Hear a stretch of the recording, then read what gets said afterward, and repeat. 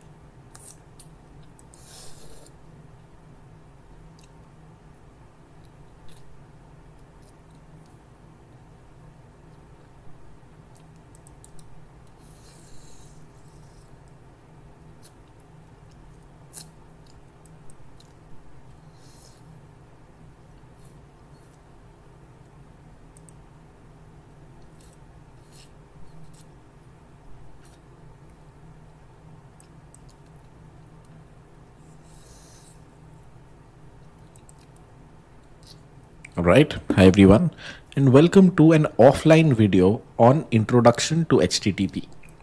Until now,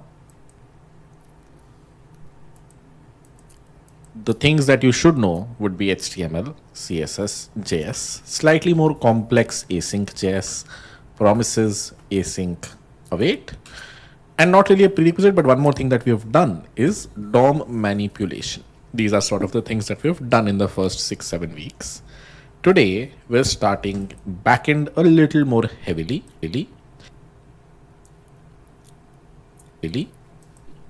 Eventually, we also have to start frontend a little more heavily when we do React, but that's somewhere we'll get. Before we reach React and other frontend primitives, we're supposed to complete one very important thing: Express, HTTP, middleware, codes, routes, params, query params, body, so on and so forth, a bunch of things, which all constitute the code that you write when you're writing backends for your application. So full stack development actually has two parts: front-end development, something that we have sort of learned when we did DOM manipulation, and backend development, which is what we're diving into now. After we're done with the backend, we'll come back to frontend and understand how frontend is done the right way using either React or Next.js. Before we get here, let's start backend development. Well, let's start by understanding the HTTP protocol. Here is a link to the slides. Today, we'll understand about HTTP, the protocol, and what are HTTP servers. More specifically, we'll understand about the HTTP protocol, what does it solve, exploring the network tab in Chrome developer tools. So if this is Google Chrome, I right click over here, click on inspect. Amongst the many tabs that I get here, one of them is the network tab. We'll understand what exactly happens in here. The request response model, what does this term mean, and how does, it's a very relatable term. We'll understand what this relatable term means.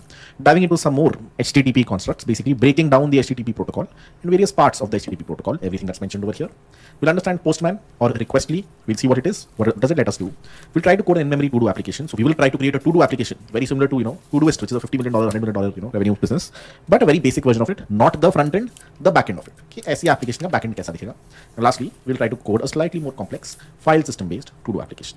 Let's kick things off with understanding what is the HTTP protocol, why the HTTP protocol. The one term you might have heard from time to time would be cloud, AWS, GCP, DevOps.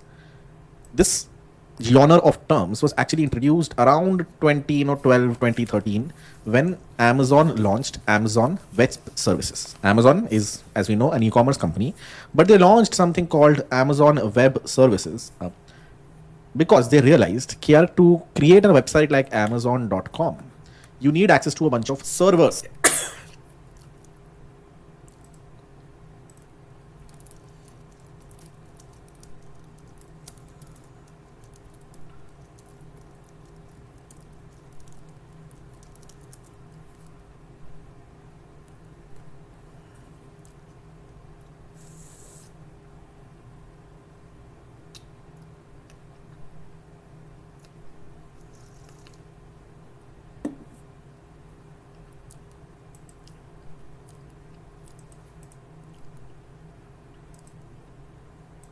You need access to a bunch of data centers. You need access to these things. And because you need access to these data centers, it becomes really hard for beginners to deploy websites. Back then, it was really hard to create something like Razorpay, .com, like start a startup like this. Why?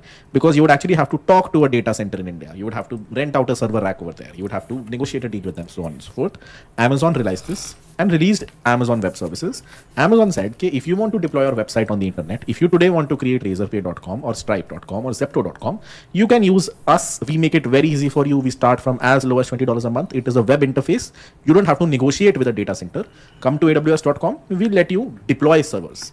So if you want to create a website today, razorpay.com, stripe.com, harkiratportfolio.com, you need to deploy that website somewhere. That is what a DevOps engineer does.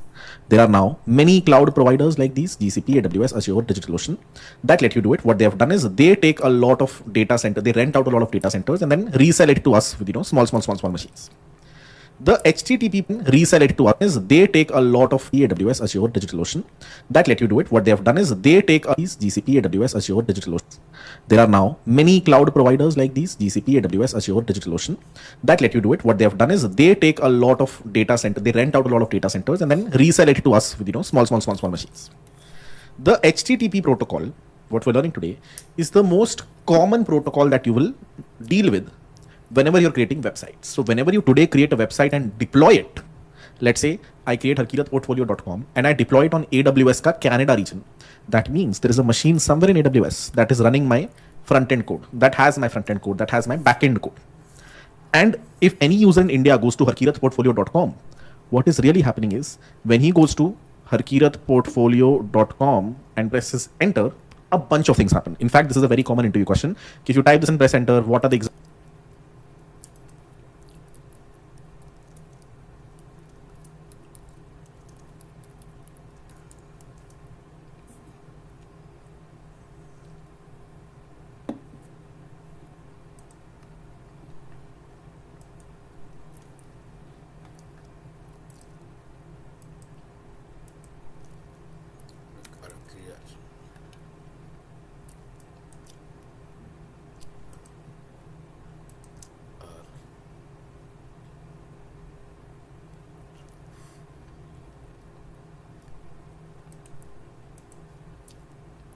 exact set of things that happen.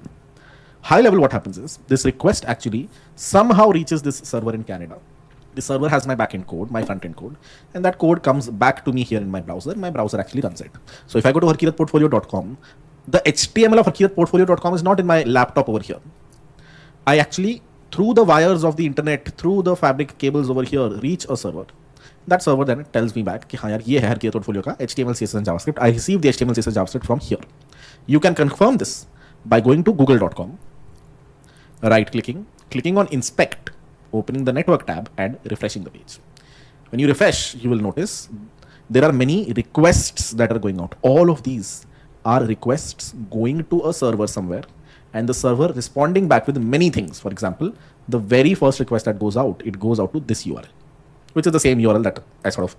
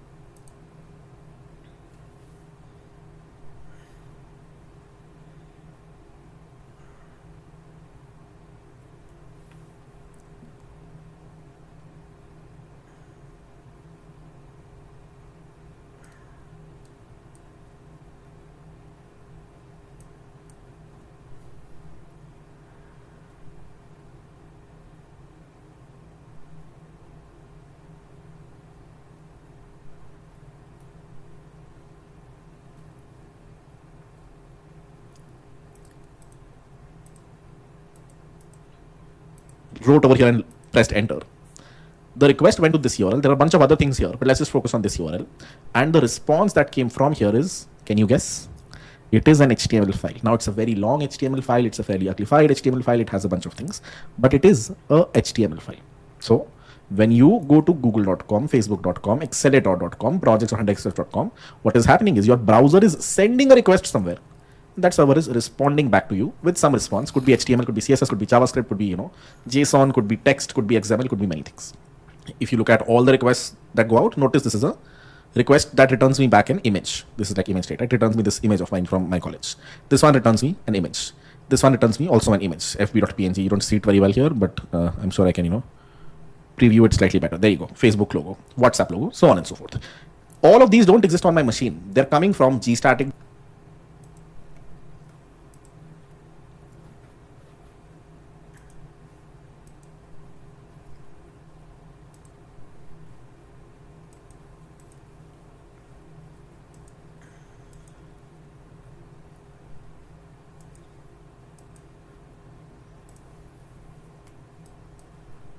.com/something. If you go to google.com needs all of these images, and hence all of these are follow-up HTTP requests to a server somewhere. Now this one is to gstatic.com. That server might be here in Russia. The first request was to google.com. That server might be somewhere in Canada, so on and so forth. All of these requests are going to one of many servers all around the internet. I see my battery is for google.com here in to a server somewhere. Now this one is to gstatic.com. That server might be here in Russia. The first request was to google.com. That server might be somewhere in Canada, so on and so forth. All of these requests are going to one of many servers all around the internet. I see my battery is at 1%. Let me quickly put on the charger and continue.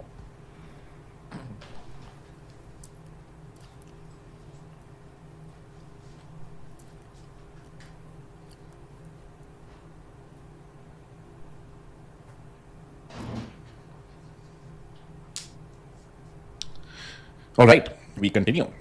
So thoda we understand HTTP protocol is what is used when you go to a website and you get the front end of it, you interact with it. If I type something here, press enter, I'm probably talking to a machine somewhere on the internet that's returning me data. But the genesis of this came back in 1970s, 1980s, where people had computers, like Macintosh was released, and people realized that computers are a thing. You have a RAM, CPU, GPU, so on and so forth. But they were not supposed to talk to each other.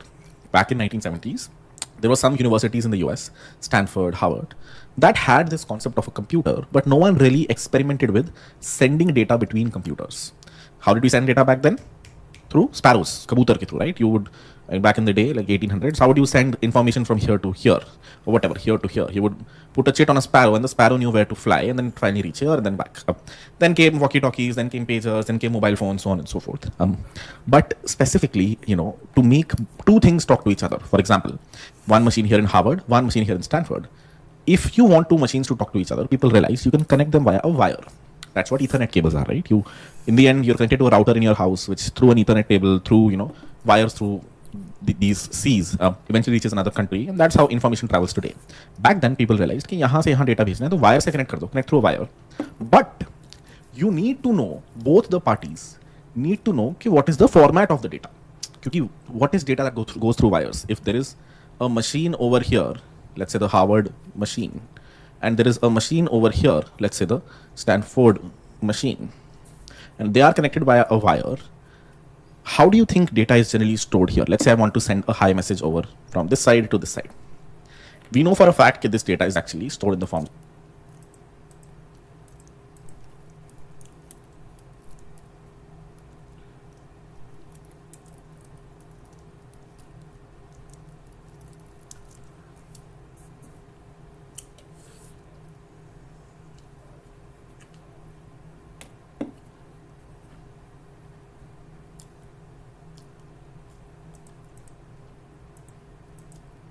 of zeros and ones, binary. So whatever comes over here is also going to be in the form of zeros and ones. So there was a need to create a protocol. If machine 1 wants to talk to machine 2, machine 1 is going to encode the data that they want to send in a specific format. So it could be the actual message preceded by a bunch of headers, preceded by a bunch of extra information like what is the address of this other machine, because there could be more than one machines, right? Right now there could be the Stanford machine, there could be the Princeton machine, so on and so forth. So all of them are connected via wires. So whenever you want to talk to a specific machine, you would have to probably specify what is the machine you want to talk to. Is it the Harvard machine? Is it the Stanford machine? Is it the Yale machine? So on and so forth. So this packet that you're sending from one side to the other need to be very specific, need to follow a protocol, And that's where, the OSI model, if you have heard of, came into the picture.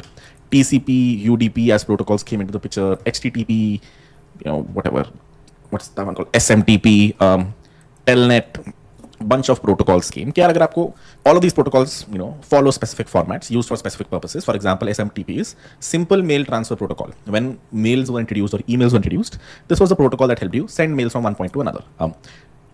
FTP, if you want to send files from one machine to another, there was another protocol that people created, file transfer protocol. What is the purpose of these protocols? It is just that if both the machines need to do something, for example, if there is a.jpg file here that you want to transfer to the other side, that's what Google Drive does, right? But back in the day, back in 1970s, the way to do that was through a protocol that was introduced, FTP. Here you will create an FTP server somewhere, and you will have an FTP client that knows how an FTP server works, knows what data it can send you, and it will ask it for a file a.jpg, get back the file over here. That is the purpose of the file transfer protocol. Amongst these many protocols that were introduced was the HTTP protocol, which is the one that we're learning about today. Why? Because 99%, if not more, of the communication on the internet right now, if you go to a website like Facebook, LinkedIn, Instagram, Zepto, happens through the HTTP protocol. That is what we're learning today. But are there other protocols? Yes, there are many. SMTP, Telnet, FTP. These are application layer protocols. And then the ones that you see above are also known as transport layer protocols, but we don't have to get deeper into that. This is more for network engineering. If you do want to understand what happens inside these wires, how data actually goes through this. If you've done computer networks in your school, you will know this. Okay, there are routers actually in the middle that understand where to send the requests, so on and so forth. But we're not doing that today. Today, amongst the many things that I've mentioned, we're going to focus on one protocol, hypertext transfer protocol. That's what we're learning today. One of many protocols that was introduced to send data from one machine to another. For one machine, here in India, to request another machine, a Google machine in the US, for a website details. If I go to google.com on my browser here, press enter, request somehow reaches here, I get back the response from here. That is what the HTTP protocol facilitates. Back in the day, HTTP was introduced, so machines all over the world could talk to each other. This would be useful for things like talking via messaging, instant messaging or IM, talking via emails, accessing an algorithm that is only available in one big machine, let's say at a Stanford machine. Let's say the folks at Stanford were able to create, let's say at a Stanford machine. Let's say accessing an algorithm that is only available in one big machine, let's say at a Stanford machine. Let's say the folks at Stanford were able to create, large language models back then. So the folks at Stanford wouldn't want, the model code to be exposed to these guys. So HTTP would have been a great protocol for a Harvard machine to ask things like, what is 2 plus 2 via, an LLM request, and the Stanford machine to run this algorithm on this input, and whatever is the output that came out, let's say 4, return that output to the Harvard machine. ये चीज़ समझ आई? The HTTP protocols, one of the benefits that we're reading about is accessing an algorithm that is only available on a very big machine at Stanford, let's say, and allowing that access to a Harvard machine. Or a better example is, this is Harkirat's laptop, and this is an OpenAI machine somewhere, in the US. Now, do you think OpenAI open sources its models? It does open source some models, but let's say, GPT-5 is not open source. When I go to chatgpt.com on my machine, and I type in a query, for example, what is 2 plus 2? And if I press enter over here, I ask the OpenAI machine through a bunch of hops, कि यार इसका response आपका LLM क्या दे रहा है? What is the response your LLM gives? The GPT-5 code is still over here in the OpenAI's machine.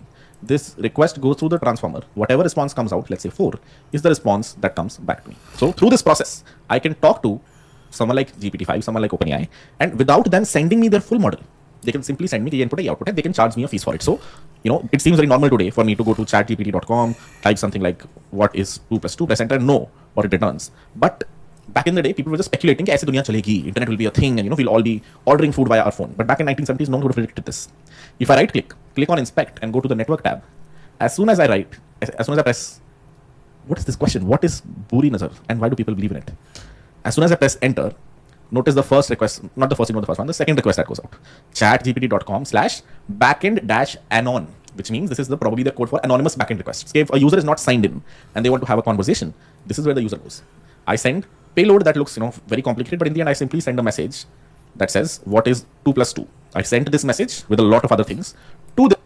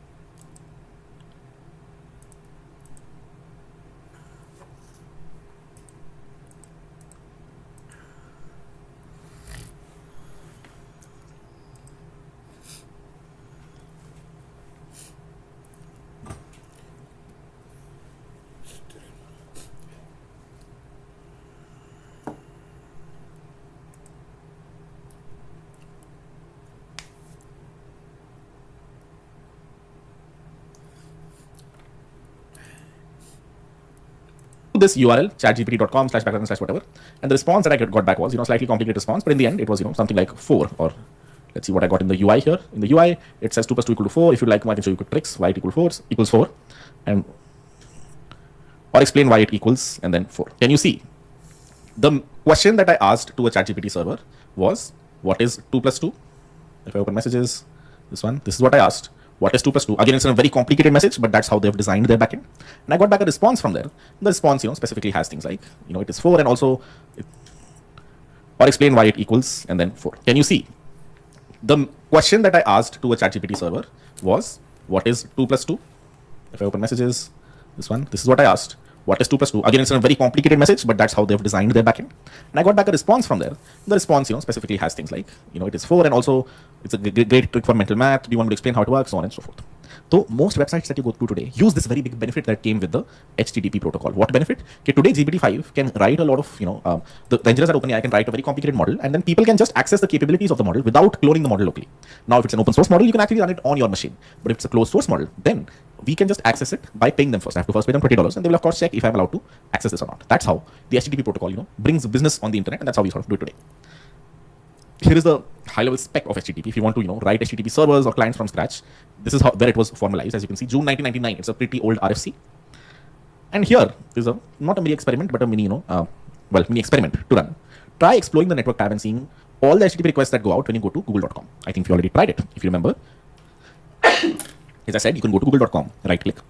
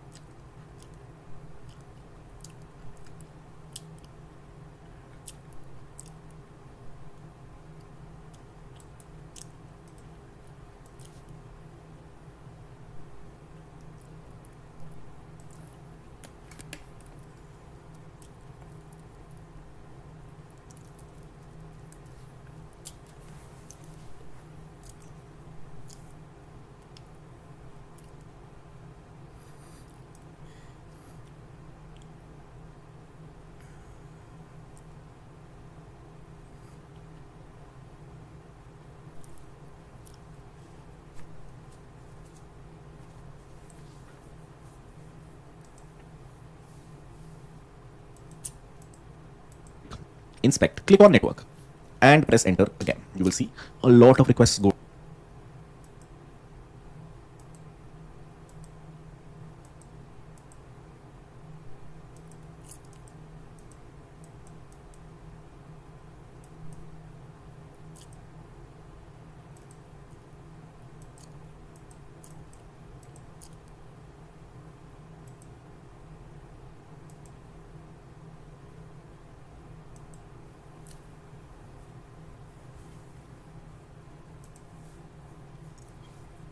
Request somehow reaches here, I get back a response from here. That is what the HTTP protocol.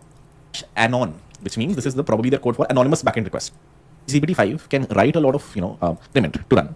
Try exploring the network tab and seeing with what looks like a domain name, or sorry, not a domain name, an IP address and a port. We'll understand these things soon enough. There's something called the referral policy. There's a section with 35 response headers. There's a section and like a method get over here. There is some URL. It takes sending not just one but many requests. You can individually inspect these requests very well also. By which I mean, एक बार खोल के देखते हैं कि request में है क्या क्या. Okay, this request went to this URL. There is something request method get over here. There is something status code 200 over here. There is something remote address with what looks like a domain name not a domain name, an IP address and a port, we'll understand these things soon enough. There's something called the referral policy. There's a section with 35 response headers. There's a section with 35 request headers. That is just the first section, which tells you a bunch of things. Some of these things we understand, google.com is what I'm trying to hit. Google.com is where I went and pressed enter. But there are a bunch of other information over here that we need to slowly understand.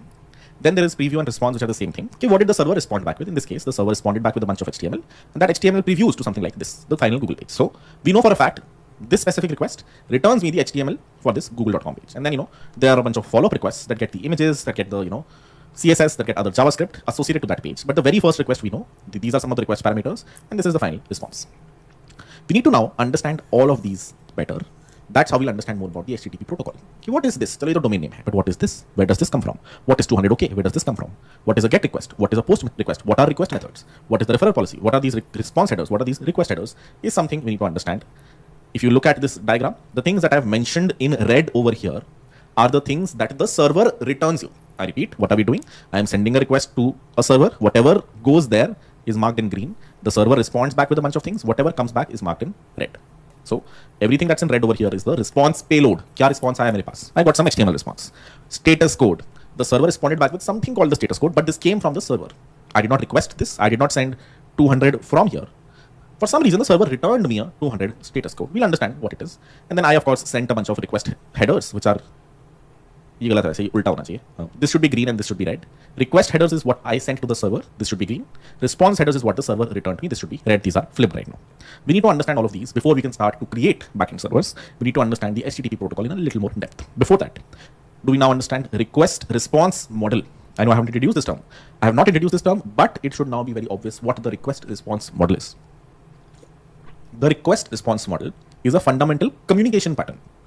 This works for some websites, actually doesn't work for some other websites. If you go to Zoom, Zoom does not just use HTTP. Zoom uses other protocols also, like WebSockets, also uses WebRTC. So most of your requests, if you go to a website, are HTTP requests, but sometimes for specific use cases, you do need other protocols as well. Today we're learning just this one. The request response model is a fundamental communication pattern. HTTP has request response model. WebSockets and WebRTC don't have request response model, they have something else. It describes how data is exchanged between a client and a server, or between two systems. So what that means is, if you are in India over here and you go to google.com and press enter, or if you go to harkiratportfolio.com and press enter, the request response model states कि जो आपने मांगा है, whatever request you send, which is again not just google.com, it is everything that is in green over here. This thing, the remote address, the request headers, again these are flipped, so the request headers, a bunch of things, the request method, all of this bundled together is what goes to a server in the US, in the UK, in Russia, wherever, and what you get back is the response, everything that was mentioned in red. So whenever you create a website today, harkiratportfolio.com, you will actually deploy it on a server somewhere. For example, a server in Russia. Let's say you used AWS. You deployed your website here. Now, anyone all around the world, if they go to harkiratportfolio.com, their full request will go over here, and then the server will try to understand what do they want. The server will respond back with the response. This is what is known as the request response model. The reason we are learning about this is because a lot of times, request response model doesn't work. And for specific use cases, you need other things. For example, let's say today you create Zoom or a chatting application, what do you call it, like a Yahoo Messenger or a Slack clone or a WhatsApp clone. In those specific applications, this request response model fails a little. Why, we can discuss later, but the answer is because this fails a little. In those specific applications, this request response model fails a little. Why, we can discuss later, but the answer is because the server might have to send you 1,000 messages, right? If you're in a very big group chat, the server might have to initiate messages to the client. So that's not request response, that is server side events. You don't have to understand this if you didn't, but basically, the request response model on a server somewhere, for example, a server in Russia, let's say you used AWS, you deployed your website here. Now, anyone all around the world, if they go to harkiratportfolio.com, their full request will go over here, and then the server will try to understand what do they want. The server will respond back with the response. This is what is known as the request response model. The reason we are learning about this is because a lot of times, request response model doesn't work. And for specific use cases, you need other things. For example, let's say today you create Zoom or a chatting application, what do you call it, like a Yahoo Messenger or a Slack clone or a WhatsApp clone. In those specific applications, this request response model fails a little. Why, we can discuss later, but the answer is because the server might have to send you 1,000 messages, right? If you're in a very big, the answer is because clone or WhatsApp clone.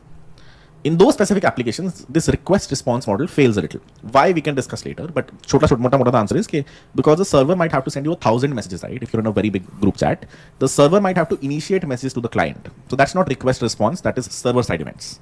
You don't have to understand this if you didn't, but basically the request response model works for some applications, for most applications, for 99% of the applications, HTTP, which translates to request response model works. But for most other, some use cases, other protocols also make sense.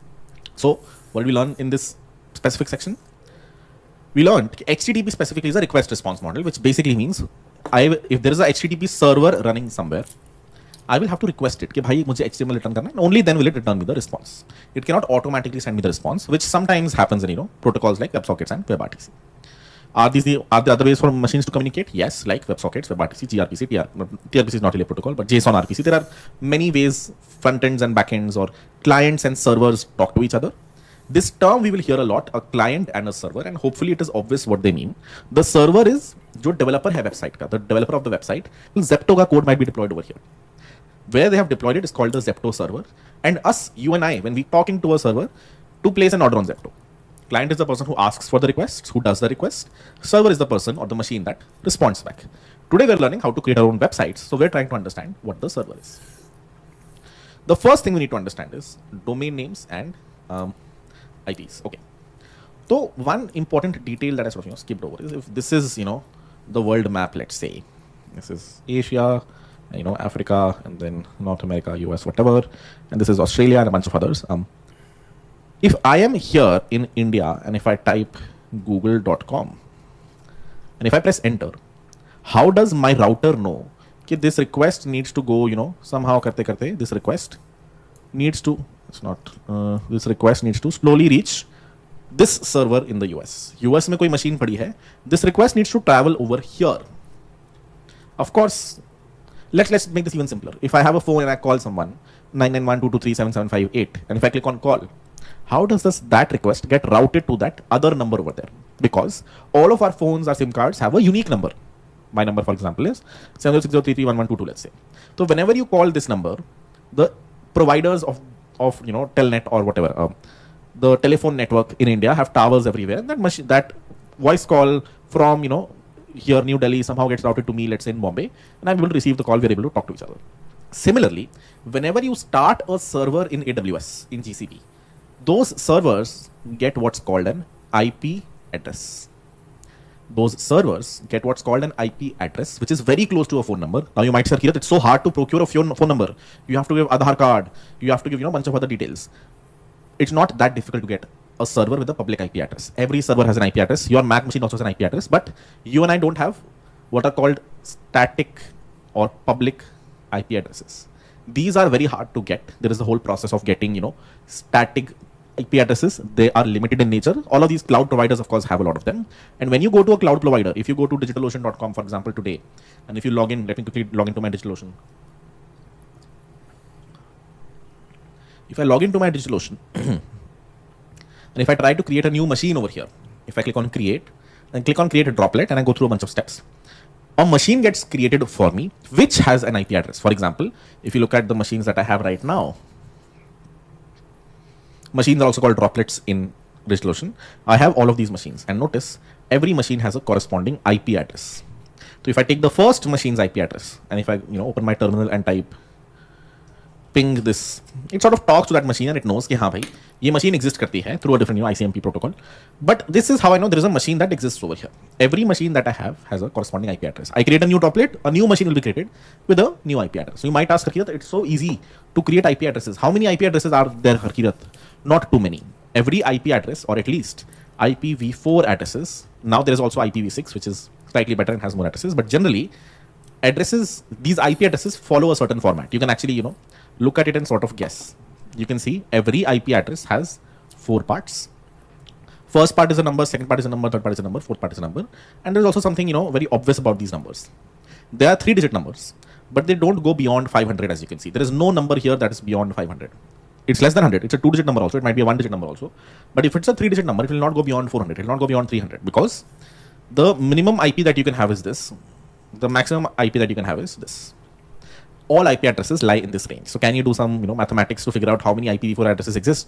There are 255 options on the first one, 255 on the second one, third one, and fourth one. So this is the total number of IPv4 addresses that can exist, which is fairly big number. But again, there are also a lot of websites. So common question that comes is, don't we run out of IP addresses? The answer is yes, we do. That's why IPv6 came into the picture. Can you and I procure IPv4 addresses? You can. You have to talk to Airtel. I think Airtel sells one for like 50 lakhs or something like that. In our campus, our college campus, we do have one static public IP because we have like a bigger plan. But generally, you and I don't really, our internet doesn't provide us a public address. It sort of does, but let's not different conversation. Let's not go into. What we understood from this point is, okay, the thing that we're learning about is domain names and IPs. The first thing about these is IP addresses. And what is an IP address? Whenever you start a machine anywhere in a cloud provider, you will get an IP address, and anyone can talk to your backend, to your machine by using that IP address. So does that mean ChatGPT is also running on such a server with an IP address? Yes. So why do I go to chatgpt.com? Why don't I simply go to an address like this and press enter? The answer is the same as why do you store your friend's number as a name? Because it's easier to remember. Initially, there was no concept of domain name services. Right now, you might have heard of godaddy.com. Domain kharido to godaddy se kharido. If I want to buy, 100x school dot whatever, I don't know, or Harkirat is cool.com. I will go to an IP domain provider like this. This is available for 1 rupee. I can actually buy it from here. The reason I would buy it is because it's easy for me to tell people, come to harkiratiscool.com. It's hard for me to tell people, come to 143.110.240.179. It's really hard for me to share IP addresses with people. But it's very easy for me to share domain names with people. That is why. And right, but even though technically when you start a machine, what you get is an IP address. Technically, when I go to google.com, the request is going to a specific IP address. But what I put is a domain name because it was made so that you and I, for humans, it's easy to write google.com or harkiratiscool.com compared to some random IP address. That is where the concept of domain names came. Ideally, IP addresses are what you talk to when you go to chatgpt.com or when you go to google.com. What you're really talking to is a specific IP address. You can also get that IP address by running ping google.com. When you talk to google.com, you're actually just talking to this IP address. When you talk to chatgpt.com, you're actually just talking to this IP address. When you talk to harkira.classx.co.in, you're actually just talking to this IP address. This is the famous Vercel IP address because that's where harkira.classes.co.in is hosted. So what does that tell you? That tells you, originally IP addresses is how a client tells a server or client tells the routers कि ये request कहाँ जानी चाहिए. But because it's hard for us to remember IP addresses, what we do is we connect IP addresses to domain names. So for example, every website that you see, 100xschool.in or 100xdevs.in or app.100xdevs.in, they all point to an IP address that I have put on my Squarespace. So I have got my domain not from GoDaddy but from Squarespace. And if you look at all the domains that I have all of these domain names. And if you look at 100xdevs.com, you will notice I have added DNS entries over here. KR app. Trying to find it. App.100xdevs.com points to this IP address. Because this IP address is an IP address of a machine I have in DigitalOcean. So I use DigitalOcean to deploy my code. If you look at one of these machines. Oh, it will be a load balancer. My bad. Which I mean don't. So the reason you don't see this IP address in one of these machines is because I put a load balancer in front of it. But if I show you networking and then load balancers, you will see load balancer key IP is what I've put over here on my Squarespace account. So app.100xdevs.com and even a lot of other websites of mine, for example, quiz.100xdevs.com or school.100xdevs.com all point to a specific load balancer. What is a load balancer? Obviously think of it like a machine only, but basically there are 2 steps to deploying an application. Step 1, creating a new droplet over here and deploying your application. Step 2, going to GoDaddy or going to Squarespace and actually putting the DNS entry. Here, this domain name backend2.100xdevs.com points to this IP address. School.100xdevs.com points to this IP address, so on and so forth. So, what really happens when you go to google.com is, सबसे पहले, your browser actually talks to what's called a DNS server.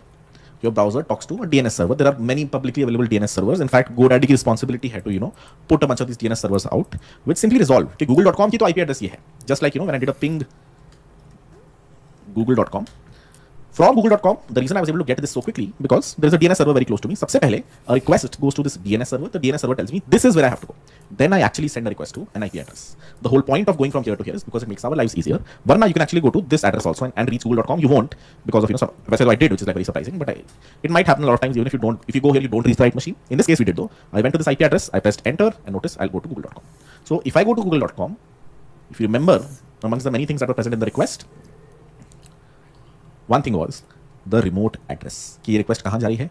It is going to this machine, this IP address. Is this the same IP address I saw over here? It is a different one, but that also is possible because there might be many requests, many IPs. This google.com gets it also, and also this is like www.google.com. So if I do a ping www.google.com, it will points here, but यहाँ पे it points here. If I do a hard refresh, I'm just curious why the IPs aren't the same. It is also fine; they don't have to be the same because my browser might have cached it to one place. जबकि my Brave browser might cache it to a different IP. Let's try Brave. Let's go to google.com on Brave and let's see यहाँ पे क्या IP address आती है. They can be different. Google.com might resolve to a different IP address for you, different IP address for me because it's a very big application. It might have multiple machines on the internet. Storing it. Notice यहाँ पे it is 172.217.24.228. The same thing I saw in my terminal, or it's also something else. It's like a third IP address. So google.com is actually hosted on multiple machines. It's a very big application that millions of people hit. So there is of course not one machine but many machines that host it. Depending on your browser, depending on the DNS it talks to, depending on its cache, it will show you one of many IP addresses over here. But if you go to harkira.classes.co.in, it is hosted on a single IP only. Because this application doesn't have too much scale, right? So if you go here, you will notice इसका IP address यहाँ पे भी is 76.76.21.21. इसका IP address यहाँ पे भी is 76.76.21.21. A bigger website, Zepto हो गया, Blinkit हो गया, Amazon हो गया, Google हो गया, they might resolve to multiple IP addresses because they've scaled their backend, their frontend to many servers. My website, no one hits this website, so it's only on a single IP that it resolves to. You can check what IP it is by running the ping command. For example, if you run ping google.com, it will return you the IP address of where google.com is actually hosted. When you try to visit a website, you're actually visiting the underlying IP address. A real world analogy for this is when you call someone, you just search for Ramandeep and click on call. But what actually happens is Ramandeep's real number is actually where the call gets routed to. But this where does pattern क्या projects.100xs.com points to this IP address. So when I go to projects.100xs.com, the underlying IP address will be this one. Hopefully that clears the very first concept we have learned. Also hopefully we understand the second part of this remote address that we need to understand, :443. इस पे भी आएंगे. We will understand what this second part is, but hopefully we understand the first address that we're trying to hit. The next slide covers ports. In networking, this is like another jargon that you need to know of. In networking, because we're learning about the internet, HTTP networks. So in networking, ports are logical endpoints. This part is important. We'll understand how and why. Our logical endpoints are used by protocols to identify specific processes. Now this is like very complicated, a lot of jargon, highly jargony, but we'll try to break it down. Running on a computer or a server, they help direct network traffic to the correct application or services of an application. So basically, long story short, Google has a lot of services. Google has google.com. Google has youtube.com. Google has Google Drive. Google has Google Spreadsheet. Now Google is very big, but if it was a small company, for example, I am a very small company. I have harkira.classes.co.in. I have 100xschool.in. I have 100xdevs.com. I have 3 websites. Now, do you think I should rent one $30 a month server for this, another $30 a month server for this, another $30 a month server for this? Probably not. I can just rent one machine of $30 in AWS and start a Node.js process for my 100x school backend, for my harkira.classes.co.in backend, for my 100x devs backend, for my dummy project backend, for my poker project backend, so on and so forth. I can probably start multiple node processes here, right? Multiple HTTP servers. But then, if someone is talking to my server key IP address, how will they tell me, do they want the contents of 100xschool.in, or do they want the contents of 100xdevs.in, or do they want the contents of harkira.classes.co.in? This is where the concept of ports come. When you start an HTTP server, you can also associate it to a port. इस machine के 3000 port पे 100xschool.in is hosted. इसी machine के 3001 port पे 100xdevs.com is hosted. Same machine, third process on port 3002 hosts 100x whatever 100xgames.in, so on and so forth. The point of ports is so that on a single machine you can start multiple websites. On a single machine you can run multiple websites, and whenever someone is talking to your machine, if you remember, how did they talk to your machine? Google.com points to this IP address and this port. Now you might ask, Kirat, google.com से हम 443 port पे कैसे आ गए? I never wrote google.com:443. So how did it resolve to whatever the IP address थी :443? How does it know 443 port पे जाना है? If you notice, google.com resolved to this IP address :443. But how to a website with HTTPS in the beginning? It means the port by default is 443. If you search for what is 443 port, usually or the port will try to be 443. So if I go to https://google.com, or if I go to https://google.com:443, it's the same thing. Both of them resolve to the same thing. I could go to https://google.com or https://google.com 443, it's the same thing. But if I write 3000 here, then I'm trying to access the 3000 port of that specific IP address. Is anything running on port 3000 of that IP address? It isn't. जो google.com की final machine है that I'm trying to hit, where an HTTP server is running, something is listening on port 443. Nothing is listening on port 3000. ये तो मैंने एक random machine बना दी. On this machine I'm running one node process on 3000, one node process on 3001, one node process on 3002, 180, 1443. But this Google machine is running nothing on google.com:3000. That is why notice it's still loading. It's trying to talk to the Google machine. It's trying to find a process on port 3000. There is no process on port 3000. Where is the process? It is on 443. That is why, this specific request is stuck. But if I change this to :443, it will work immediately because there is something running on port 443. What is the reason of running ports? So that Google could actually, host google.com on :443, youtube.com on :444. I don't know, Google Drive on :445. Of course, that doesn't happen. Google Drive is actually on drive.google.com, so on and so forth. That doesn't happen, but that can happen. Of course, Google doesn't do it that way. Even we don't do it that way. Every application is, a different, Every application has a different domain name. But करने को कर सकते हो. Of course, कोई करता नहीं है. But that is the reason ports were introduced. Okay, so that if someone wants to hit google.com:3000, they reach the first backend of Google. And if they go to google.com:3001, they reach YouTube ka backend, and 3002 they reach Google Drive ka backend. That is the purpose of ports. They are not used that way. How are they used eventually? We'll come to when we deploy a front end and a backend. When we create our own, let's say a Google Drive application. In that case, we will, sort of see this in action. कि कैसे actual में होता है. अभी के लिए we have not reached there. So we just need to know कि ports का concept होता है. And any website that you're hitting that starts with HTTPS and doesn't have a port defined, by default is hitting which port? Port 443. And if you hit a website that starts with HTTPS, you are hitting port 443. If you hit a website that starts with HTTP, you hit the port 80. Now in my case, I have redirect setup where HTTP जाता है HTTPS पे जाता है. But if I go to a random HTTP website, go to any college website, like local tier 3 college website or even tier 1 college website, they're hosted on HTTP. वहाँ पे the port would be 80. By default, what is port 80 used for? It is used for the hypertext transfer protocol. Basically, if someone is talking to your machine like this, http://google.com. So that's why there's. So अभी तक we understand कि okay, there's domain names and IPs. It is the machine. What port of the machine is my methods? Now come slightly. I wouldn't call it useless, but I would also call it कि इसके बिना भी काम चल जाता. This sort of complicates the HTTP protocol a bit for beginners. It's not necessary, but it is great to have, and it is a practice that you should follow in your HTTP servers. Methods के बिना भी आप सब कुछ कर सकते हो, but they are good thing to sort of have. Methods, response is good. This is good. Cool. Yeah, we should cover all of this in this specific class. Then we'll be able to create a simple HTTP server. Ab, if you remember that request that we were initially seeing, do you remember this section? Request method. Every HTTP request that you send needs to have an associated method. The purpose of this method field is you telling the server, do you want to get some data from the server? Do you want to add some data to the server? Do you want to delete some data from the server? So on and so forth. So what are we learning about next? We're learning about methods in HTTP. And let's just start with an example. Let's say this is you as the client in your browser and you go to facebook.com. Okay. When you go to facebook.com, the final, it will resolve to a domain name, an IP address, let's say this IP address. It will resolve to a port, let's say this. You will send a request over here. What are you trying to do in this request? जब आप facebook.com पे जाते हो, what do you think comes back? It's a lot of HTML, right? It is the final HTML code, which has, the head which says Facebook, the best.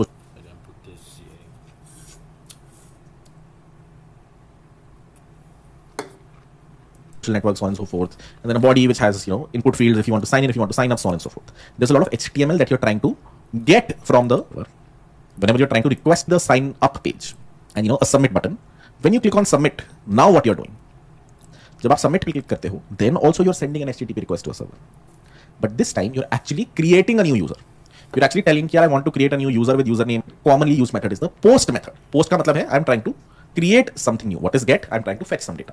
What is post? I'm trying to create something new on a server.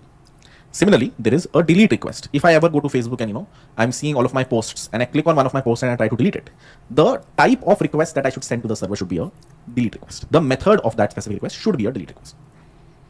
Similarly, there is another request called the put request, which is usually used. Put भी होती है, patch भी होती है.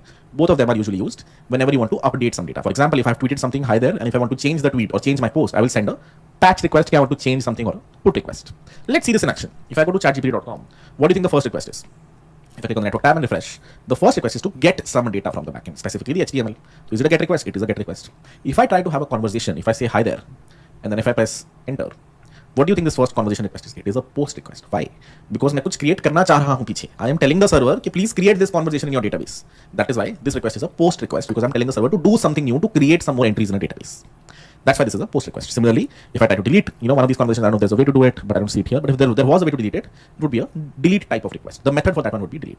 It is just a way to tell the server, कि I want to delete something, or I want to create something, or I want to update something. These are the most common methods that you will see Get, post, delete, put, patch, there are many more, but ये सबसे important वाले हैं जो आप देखोगे. Let's do a quick experiment. Let's say I wanted to create LinkedIn.com. Let's say I want to create LinkedIn.com. So what kind of methods will I have? I will have probably a sign up method which the user hits whenever they want to create a new LinkedIn profile. That will be a post request. I will probably have a create post, what is called a route, but उसके बाद में आएंगे. But what do you think when the user wants to create post? Should it be a get request? Should it be a post request? Should it be a put request? It should be a post request because they want to create something new. Delete post. Let's say they want to delete their LinkedIn post. That should be a delete request. Get all posts on their feed. If you आएंगे, should be a get request because I'm trying to get it. It's a get request. So what are methods? Request methods, which you see over here, are a way for you to signal to the server, to tell the server, okay, this is what I'm high level trying to do. I'm trying to get some data, or I'm trying to put some data, or I'm trying to delete some data, so on and so forth. So do we understand domains? Yes. Do we understand request methods? Hopefully. Thoda. Do we understand remote address? Yes. The only thing that's left in green now is, again, these were flipped, so it should be request headers. Request headers क्या होते हैं? Again, not really needed at this point. We'll come to them when we come to them. बाकी का, we now understand what exactly is something. You've whatever done something, you create order. You know for a fact the request that you send to the Zepto server has a domain name, something like api.zepto.com, has some IP address, something like this, has a port, something like this, and has an associated method, post method, get method. Create order would ideally be a post method. There is also something called request headers that we will come to eventually, that you can send along in this request. We'll come to what request headers are soon enough. But something like this you send. इसमें अभी और भी चीजें आएंगी. The things that you can send to a server, things like routes, params, query params, and body. This is actually not enough for me to tell Zepto कि order बना दो. Where is the order details? What did the user order? How can you look at the domain name and tell if he's trying to create a new order or if he's trying to, I don't know, add something to their cart? When I add something to cart, that probably also is an HTTP request. ये तो हमने बताया नहीं. So ideally, they should probably send request to a specific route. Add to cart, something like this. Or they should probably send the request to something like /finalize order. It's not just the domain name. उसके बाद भी you can after the slash add a bunch of things to tell the server क्या करना चाह रहा हूँ. Sure, I'm trying to post something. I'm trying to create something. Sure, this is the final public address. This is the port. Request headers we don't care about right now. But nowhere have I told कि I want to create order, or do I want to sign up, or do I want to sign in, or do I want to create order, or do I want to add to cart, or do I want to cancel order, so on and so forth. तो मैंने बताया नहीं. This is where you can use the route. Whatever comes after the domain name is known as the route. For example, on DigitalOcean, I am on cloud.digitalocean.com/droplets. So droplets is the route. हर इसके बाद भी तो कुछ है. This is not the route. These are what are called query parameters. Another thing that I've mentioned over here, query params. The route is whatever comes before question mark and after the first slash. That is the route. If I go to functions, what route am I on? I am on cloud.digitalocean.com/the functions route. If I go to Kubernetes, cloud.digitalocean.com/Kubernetes/cluster. So what is my route now? It is /Kubernetes/clusters. This is the front end route of mine. इसके बाद भी कुछ है. That's what a query param is. We'll come to what a query param is eventually. So one more thing that we haven't yet discussed in the request is what comes after slash, which is also known as the route. That is also something you will see as you saw over here, DigitalOcean, or even if you go to GoDaddy, godaddy.com/English में /domain search /find. Now again, question mark के बाद बहुत सारी चीजें, but whatever is before question mark is what is known as the route. ChatGPT में landing page है, Google में /search route with a bunch of query parameters. यहाँ पे /tracks/http intro /intro to http5. That is the route of this page over here. These are what are called routes, and also something that you send along with the request. So we understand request response model, domain name, IP, ports, methods, and routes. अभी और भी बहुत चीजें जो हमें समझनी है, but routes तक hopefully we understand. There are a lot of other things that come in the request. For example, body, query params. We still are supposed to cover these. These are probably part of HTTP part 2 and not part 1. But this is also something we have to cover on the request side. But now we've done some parts of the request side. On the request side, we understand domains, we understand IPs, we understand routes, we understand methods, and we know there is something called request headers. But अभी हमें अच्छे से पता नहीं है क्या है. We also know there is something called query params. There's something called path params. There is something called body, but we haven't really covered all of these. We will cover them soon enough. That's on the request side. On the response side now, we'll try to understand what does the server return us. That we understood what did we request, which were the green things. Now we'll understand the red things. What is the status code? What was this preview section over here? This response section over here. The response payload. What are response headers? Next we'll understand that. Server कैसे हमें data लौटाता है? What is the format in which the data returns the server? The server returns us the data. Response. The response represents what the server returns you in response to the request. For example, if you go to zepto.com and place an order, it should return you a thank you message of sorts, right? Okay, thank you, your order has been placed. Something like that. What it can return you could be simple plain text data, something like that. It can return you a message that says your order has been placed. But generally what it returns is HTML or JSON data. Now for that we need to understand what is JSON. If I go to zepto.com, what do I get back in the very first request? अगर मैं यहाँ पे डाल के zepto.com डालूंगा, and press enter, what will I get back? What I get back is HTML. ये तो हमें पता है. तो ये तो पक्का है कि Zepto.com returns back HTML. So we know HTTP requests can return HTML in response to a request. आपने request किया, it went to this IP address, to this port. What I got back was a very big HTML blob. But when I finally place an order, or if you remember ChatGPT.com, if you remember when I was talking to it, for example, if I go to the network tab, write hello and click on enter, the request that went out conversation, it returned me, this is very complicated, this is like streaming response or, event stream, isko ignore karte hain. But if you look at the prepare request that I sent it a request. This was the domain name, this was the route, this was the method, this was the IP address, this was the port. What I got in response was, what does this look like? Kya hai ye? Does this look like a JavaScript object? If I copy this and go to Excel draw and paste it, let user equal to something. Wait, kya ho gaya? Huh? Okay, let user equal to, there you go. Arey? Something is up here. Let me just, paste it in the terminal. Let user equal to something like, बहुत ही बड़ा response था क्या, तो मैं copy कर रहा हूँ, paste कर रहा हूँ, फट जा रहा है. वेट कर्सर,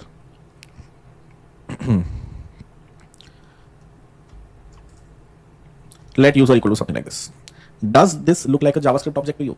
वैसे ही तो है. A key and a value, a key and a value. Nested object आ गया. User.turnstyle will point to this. User.turnstyle.dx will point to this string. So if I do a console.log, user dot, whatever, turnstyle.dx, what it will print is this string. So can you see that the server can also return you what's called JSON. If you look at one of these requests, you will find JSON over. It can also return you images. This is, as you can tell, again a JavaScript object. It's a fairly, unreadable JavaScript object, but it is a JavaScript object, right? F is a key, this is the value. M is the key, which is an array. 3, another array, so on and so forth. It can return you an image. It can return you some JSON. It can return you HTML. It can return you plain text. It can return you many things. So one thing that your response contains is HTML or plain text or what's called JavaScript object notation. The response that we got back here is technically called JSON or not this. This one right here. Whenever you see this, open curly brace and then colon and then close curly brace, what it means is कि यहाँ पे आपको एक JavaScript object दिखेगा, and this is known as JavaScript object notation. This is not called a JavaScript object. This is called a JavaScript object notation. कि JavaScript object जैसा कुछ दिख रहा है हमें. Effectively, it's a bunch of key value pairs. It's effectively a bunch of key value pairs. For example, if I send a request to Zepto.com to place an order, I might give it something like I want to order whatever chips and chocolate. What it can return me is something like this: a JSON object that says message order placed items.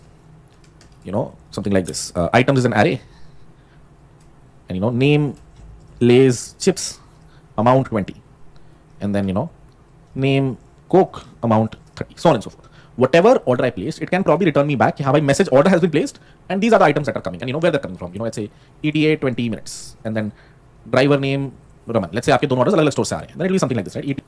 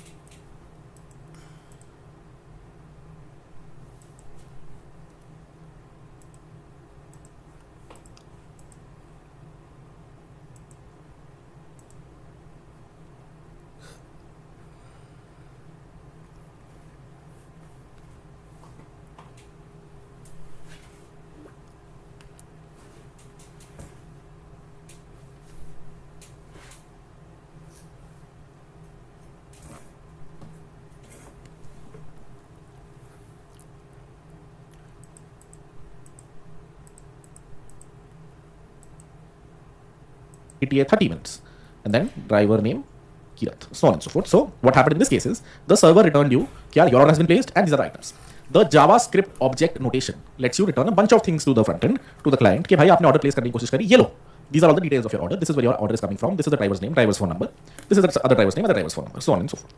So what is the response? It represents whatever the server returns you in lieu of the request that you sent. Now you requested something from it. I want the HTML of google.com. It returned you the HTML. Or you might be like, I want to create a new order. It returned you the JSON of the order, so on and so forth. Common things that you will see, HTML, JSON data. JSON stands for JavaScript Object Notation. It is a lightweight text-based format used for data interchange. If two machines want to exchange data between them, this is like a common format that is used. What are other formats that are used? There is XML, there is protobufs, and these are all good interview questions to ask. What is protobufs? What is XML? What is JSON? What is the difference between them? And which one do you prefer in a big application? ठीक है. So the first thing we understood on the response side is, the actual payload that you get back, which could be HTML, plain text, or JSON. यहाँ पे in the slides I've written it as response, but ideally I would like to call it payload and not response. But यहाँ पे response so I said response. But ideally response is the bigger term here, just like request is the bigger term here. Request has a bunch of components, response has a bunch of components. Payload is specifically the one that we have talked about until now, which is the big payload that you get back, which is what you see in this response section. So if I right click, inspect, and refresh this page again, in the very first request, I sorted this galti se, so let me close it and then try it again. If I refresh the very first request, what payload do I get back? I get back HTML. In the second request, what payload do I get back? I get some what's called font data. In the next request, I get back JavaScript. Like this is like real JavaScript. This is not JSON. This is like proper JavaScript. It's a .js file. Tabhi look at the extension. It looks like JavaScript. The extension over here looks like HTML. The extension over here looks like a font because these are actual font files. The extension over here looks like CSS because I literally got back CSS from the server. And then nowhere is there a JSON. Oh yeah, if you look at this, it's a JSON. What does it return me? It returns me my details. What is my name? What is my email through which I've logged in? I am an admin to this website, so admin to this is my ID to the website, so on and so forth. So that is what the response returns you. The next thing is very simple thing: status codes. अब जैसे ही request के पास इतनी सारी चीजें हैं, in the request you can literally say post request to api.zepto.com on the route create order with whatever we haven't learned body yet, but what else can you add there? Post request with HTTPS or whatever specific 443 port, something like this. In the request you can send not just the domain but also a route, also a method. Similarly, in the response it can return you the payload. It will also return you a status code. Have you heard of memes like 404 not found? Or I don't know, 403 not available thing. Memes देखेंगे आपने 404 memes. You've gone to a random website and you've seen 404 not found. You've seen memes like these. This is not the content you're looking for. Or why are you laughing? You wouldn't get it. 404 यहाँ खाली है क्योंकि यहाँ पे कुछ है ही नहीं. These are common status code memes you might have seen. But what is a status code? Whenever you talk to a server, right, it is not necessary कि what it is trying to do वो हुआ होगा ही होगा. You might try to create an order, but maybe that store closed by the time you place the order. In this case, it will return you something like message order not placed, and it can return you a status code that is something like this, something in the 400 series. In the 400 series, if someone returns your status code of 403 or 411 or 405 or 412, it means something bad has happened. If someone returns you a status code in the 200 series, 200, 203, 204, it means something good has happened. If someone returns you a status code in the 300 series, it usually means redirection. It means it is taking you from one place to another. ये ज़्यादा use नहीं होता है. Someone returns your status code in the 500 series, that means server crash कर गया. Something is going wrong with the Zepto servers. Zepto में ही कुछ कमी है अभी. Too much load has come. Zepto is not doing very well. But every HTTP request that you send, every response that you get back has an associated status code. Now it could be a happy status code, मतलब सब कुछ सही है. It could be a redirection status code कि I'm taking you from zepto.com to zepto.in. It could be a bad status code कि भाई you don't have enough cash in your wallet to place this order, or this store has already closed, or this store doesn't have enough pizzas. Or it could be a 500 status code. मतलब भाई server ही down है. Something went down with the Zepto server. Why were status codes introduced? Why can't you simply in the body say कि यार message orders placed and failed true, something like this. आप message body में क्यों ही नहीं भेज देते failed true or status bad? Why did they have to introduce another thing called the status codes? It's because when you are talking to a server, you can simply check the status code and see कि क्या अच्छा हुआ, what I wanted happened or not. If I get a 200 status code, that means ho gaya. Then I can read through the message and see what's up. If I get a 400 status code, I know it did not happen. These status codes also mean something. For example, 403 status code usually means forbidden client error response indicates that the server understood the request but refused to process it. For example, if I go to admin.facebook.com and try to press enter, it will return me a 403 forbidden. You are logged in, but you are Harkirat. You are not Mark Zuckerberg. So I will return you a 403 status code. You are not authorized to see this specific page. 404 status code is a 404 status code indicates that the web client was able to communicate with the server, but server could not provide the requested resource. For example, if I try to hit zepto.com /create order. Let's say I have a type. Now Zepto.com doesn't understand this. It's like यहाँ पे कुछ नहीं है. If I send it to create order, then Zepto will return me a 200 status code, or if something went bad, a 400 status code. But if there is a typo, then Zepto is like, ये तो exist ही नहीं करता. This resource doesn't exist, so I get back a 404. That is why the 404 meme is so common. क्योंकि a lot of times you might go to some random website.com and what you get back is a 404 status code. कि ये तो exist ही नहीं करता. This तो isn't there. In this case, this domain only doesn't resolve. But that's why you might have seen 404 a lot, because if you go to a wrong website, or if I go to google.com/some random domain name, what does it say? 404. Status code is 404. If I inspect network and refresh, the first request returned me a status code of 404 कि यार ये page तो exist ही नहीं करता. Not found. I sent a GET request, but not to google.com. Google.com/some random URL. Of course, that doesn't exist, and I got back a 404 status code. That means Google is a good website. Google has good developers. Google के developers actually return you the right status codes. These specifications of status codes, request URL, request methods were created as standards. कि यार अगर आप आज website बना रहे हो, you should return the right status codes.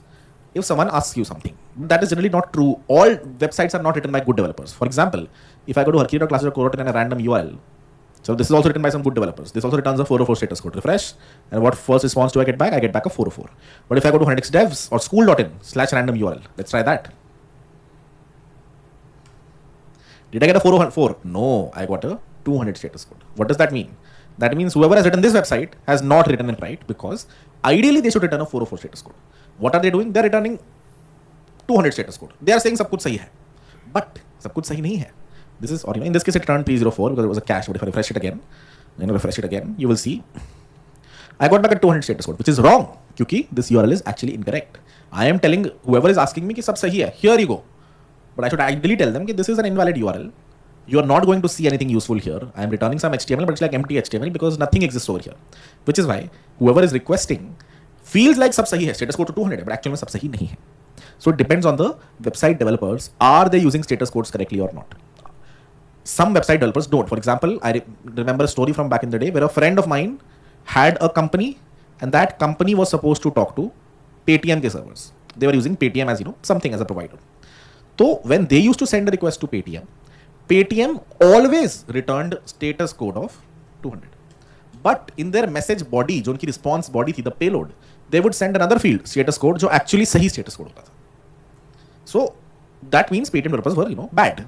They were returning 200 status code, even though actually something went wrong on the server. They should return a 500 status code or a 400 status code. No, they always return 200 status code. So actually status code भेजते थे. So this is bad practice. There is also a very famous meme for this. I'll show you the meme very soon. But this actually, one random day, the Paytm developers realized कि अच्छा ये तो गलत है.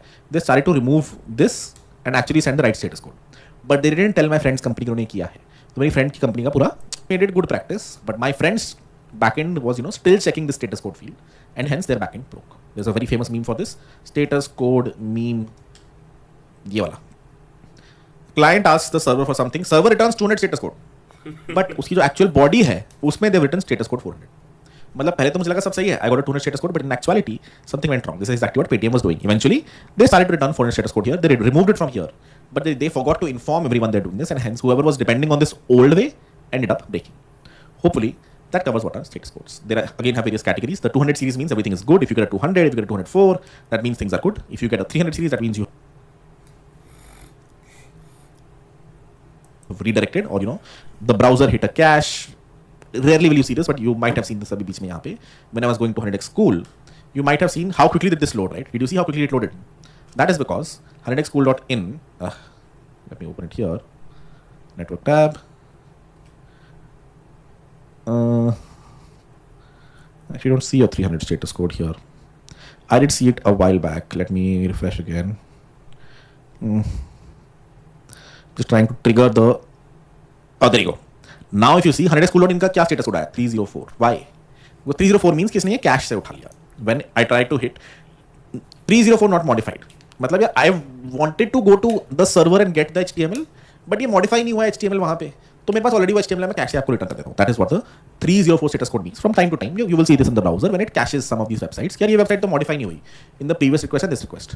So I'm just going to show you the local copy that I already have. But if I do a hard refresh, if I do a command shift R, then you will see I get back status 200 because it actually hit the server and got the response from that. But if I do a soft refresh, I get a 304 status code. यार ये तो मेरे पास पड़ी ही already, it hasn't been modified. So I'll just return you locally. That is what this status code is telling me now. 304 status code. So 300 series, redirection, things like these. In this case, not modified. The resource has not been modified since the last request. Client can use the cached version. And lastly, 400 series, something went wrong. The server is telling you kya galat hua. The server could not understand the request. You are not authorized to, visit the specific resource. You have authorized, or sorry, you have logged in, but you don't have access to a specific resource. You're trying to access admin.facebook.com when you don't have access to admin.facebook.com. 404 matlab available.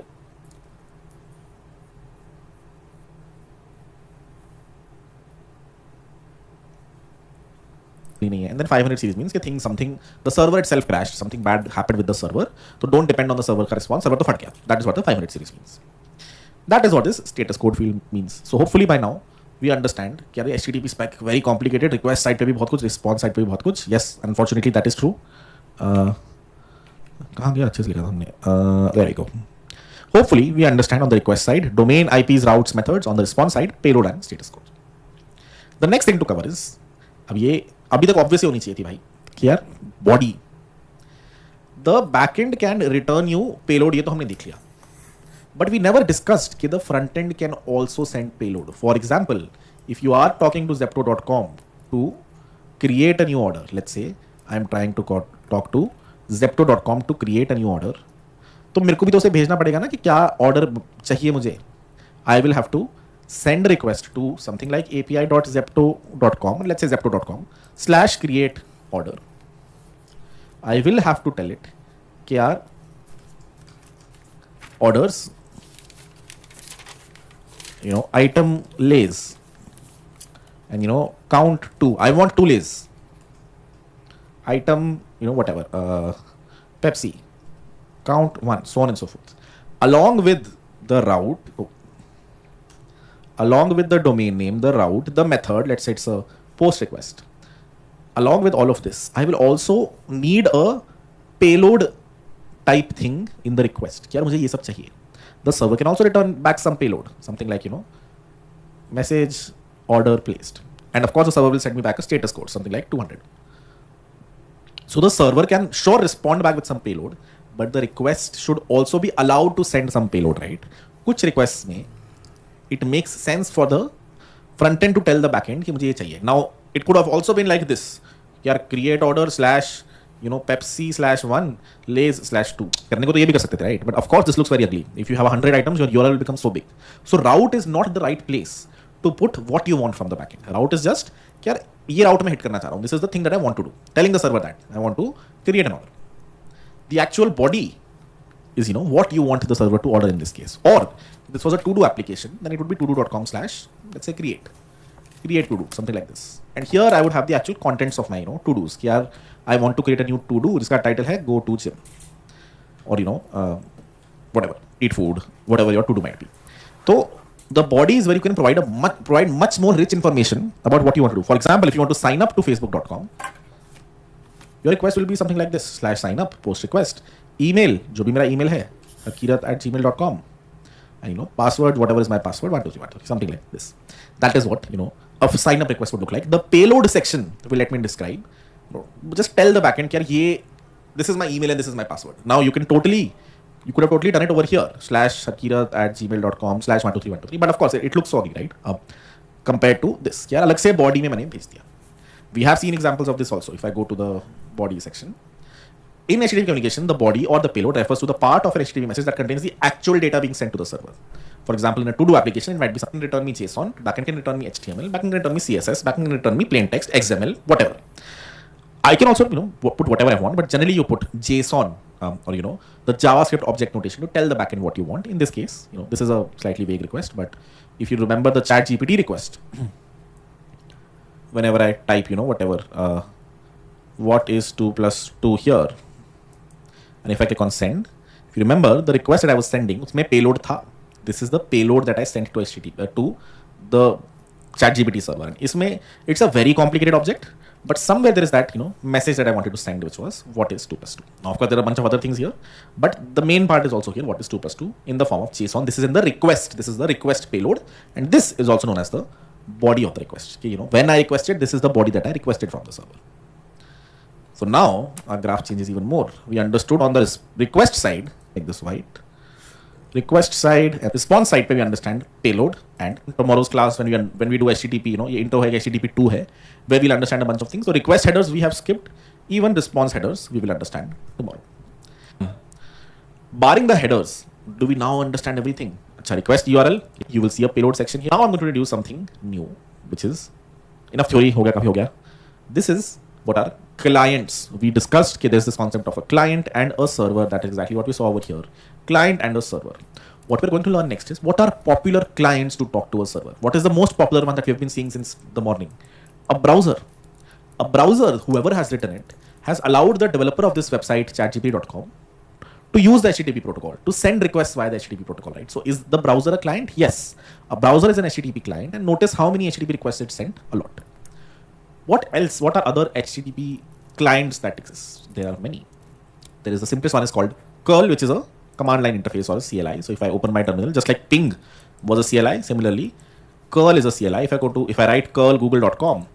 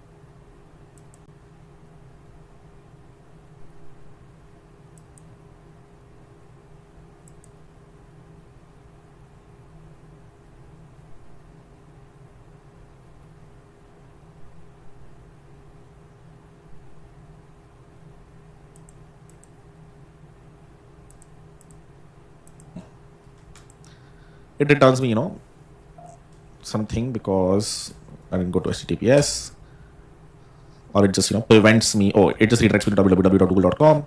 So if I go here, notice I get back the full HTML जो वैसे भी आता है google.com पे. So is curl also a client? Yes, it is an HTTP client. You can send an HTTP request using curl. Harkirat, how will I specify the request body? You can specify everything you want using whatever curl parameters. यहाँ पे you can pass body data by using -d. So I can write curl API dot, I don't know if you guys can see this, but curl api.zepto.com / create -order -d, whatever is my input, which could be something like orders type lays and amount to something like this. So this is a curl request. Now, of course, api.zepto.com is not a server, but that's another way for you to specify the body also. Similarly, you can specify the headers, you can specify query parameters, path parameters, the things that we're going to understand. You can specify the routes, for example, the route over here. Even this thing is considered to be an HTTP client. Of course, curl is very hard to write. Browser is much easier. But there are also, every browser you open, it's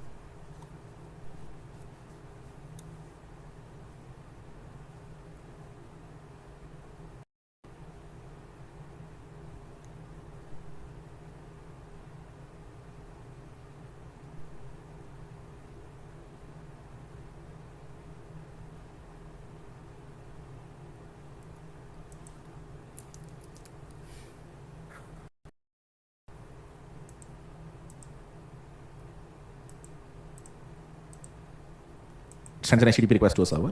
The third one, a nice one, you can get to actually Requestly or Postman are also what are called HTTP clients. Postman, naam hi bata raha hai, it lets you send post requests, get requests.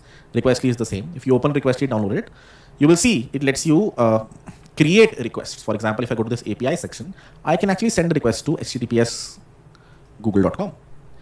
I can send a get request to google.com. If I click on send, I get back the same response I got back over here.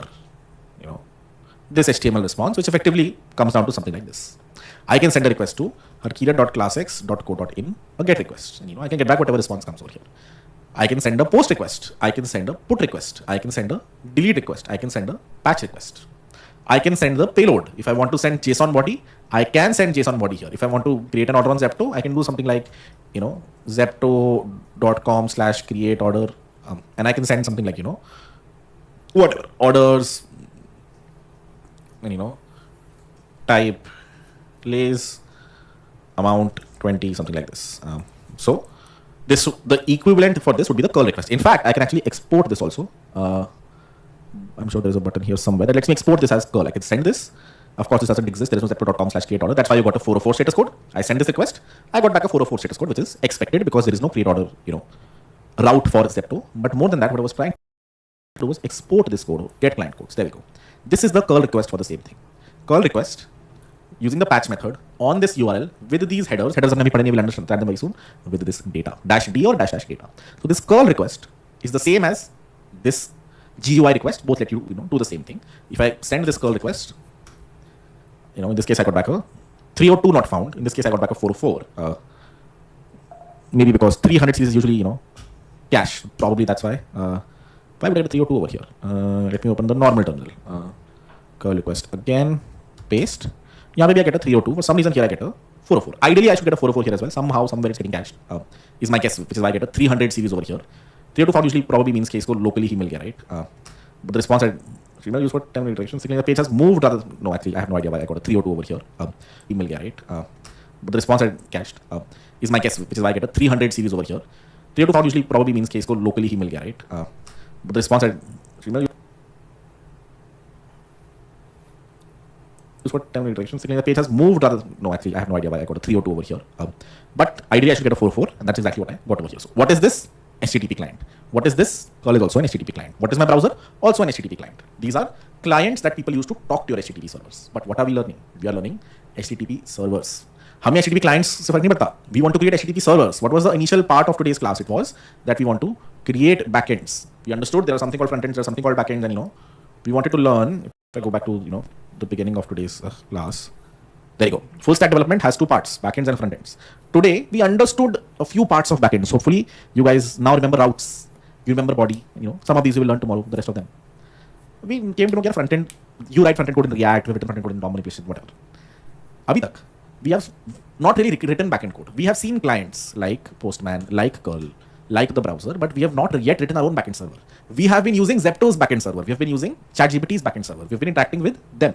This is the backend anon, or the anonymous backend of ChatGPT. Now we need to create our own backend, which is what some of these concepts that we missed also. What were these concepts that we missed? We have not yet covered. Yeah, that would be very easy. Left these things and this thing. This is what into HTTP is done. HTTP deep dive. Yeah, it will be here. A quick recap followed by headers that we have skipped until now. HTTP servers. Yeah, what this doesn't cover is a bunch of these. It covers headers. It doesn't cover start to write our code for whatever is mentioned over here, and create our first HTTP server. Cool. Yeah, this will be pretty interesting. Hopefully, you understood. Into the code, let's start to write some of the backend code.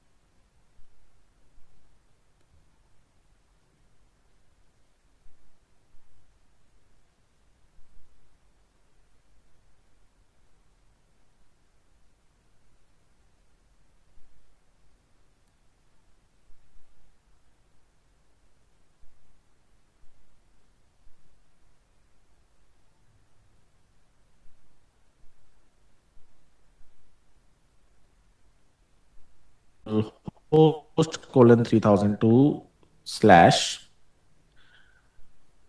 let's see, slash request count 7. There you go. It does happen. The request does reach over here. Request count plus plus does happen. Next does get called, but then it continues its whole journey. कि slash का handler कहाँ है? Slash का handler कहाँ है? उसे मिलता ही नहीं. And hence, since there is no slash handler, there is nothing that happens after that. The default handler comes जो user को ये दिखा देता है, cannot get slash. So there is some default response that express returns by default. With like a bad status code, I think like a 404 status code. So if I send this request, I get back like a 404 status code with this data, plain text data that says cannot get slash or cannot post whatever. But the middleware does get called.